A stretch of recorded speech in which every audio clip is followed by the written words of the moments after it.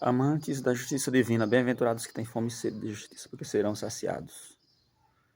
Em Mateus 6,33, está escrito para não se preocupar, né, com muitas coisas. Está escrito: buscai primeiro o reino dos céus e sua justiça, e todas essas coisas lhes serão acrescentadas.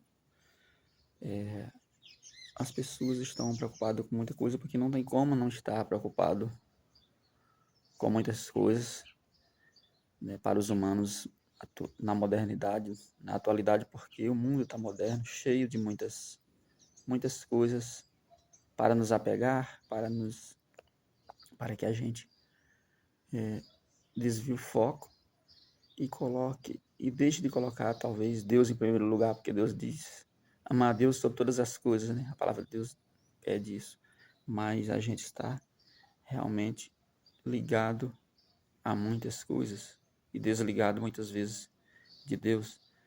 Mas Deus, ele quer que a gente dê o melhor que a gente tem para ele. Abraão ofereceu o melhor, que era seu filho. Deus fez uma prova com ele. Então, Caim e Abel, Deus se agradava daquele que dava a melhor oferta, que dava o melhor daquela sua produção e ofertava e oferecia para o Senhor. Mas é difícil porque antigamente, no tempo que Jesus pregou, ele falou que existia, passou numa casa, né, com os discípulos de Marta e Maria. E Marta estava preocupada com muitas coisas. Por quê?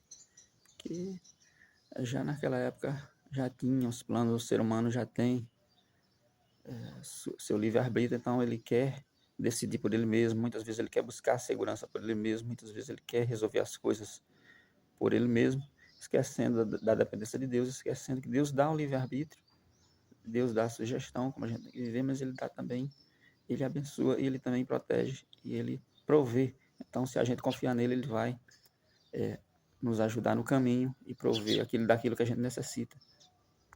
A palavra de Deus diz que ele cuida, né? Para a gente observar os lírios do campo, os passarinhos, que ele cuida de tudo.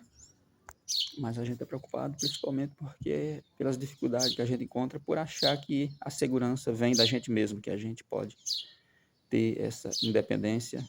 Às vezes, se a gente deixar essa independência, esse pensamento, essa crença de que a independência existe, de que a gente pode alcançar ela, de que a gente pode proteger a gente mesmo, a gente vai acabar crendo que a gente não depende de Deus. Então não é isso que ele quer alinhamento, ele quer a ligação com ele, né, do ser humano.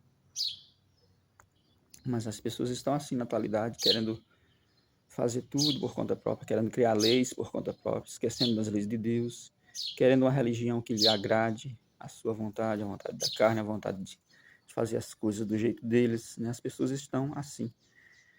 E foi falado que no fim dos tempos, perto da volta de Jesus, as pessoas iriam estar assim, cheias de si, né? Mais amantes dos prazeres do que amigos de Deus, inimigos do bem. Na carta de Paulo para Timóteo, na segunda carta, ele fala sobre o comportamento dos seres humanos, né, dos homens perto dos últimos dias, que são assim, amantes do dinheiro. Então, todas essas coisas, elas estão acontecendo. Então, é tempo da gente se esforçar, da gente procurar agradar a Deus, esquecer essa tendência que a gente tem e se afastar dessa tendência, né, que a gente tem de querer resolver tudo com a gente mesmo, sem consultar Deus, sem olhar, sem pedir ajuda para Deus, sem conversar com Ele, querendo resolver tudo, porque não é a gente que resolve, é Ele. Todas as coisas só acontecem de acordo com a permissão dele.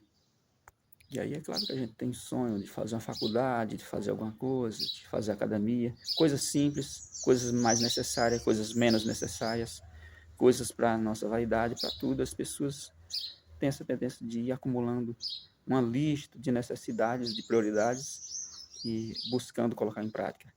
E aí elas estão cheias de coisas para pensar, para fazer, para resolver.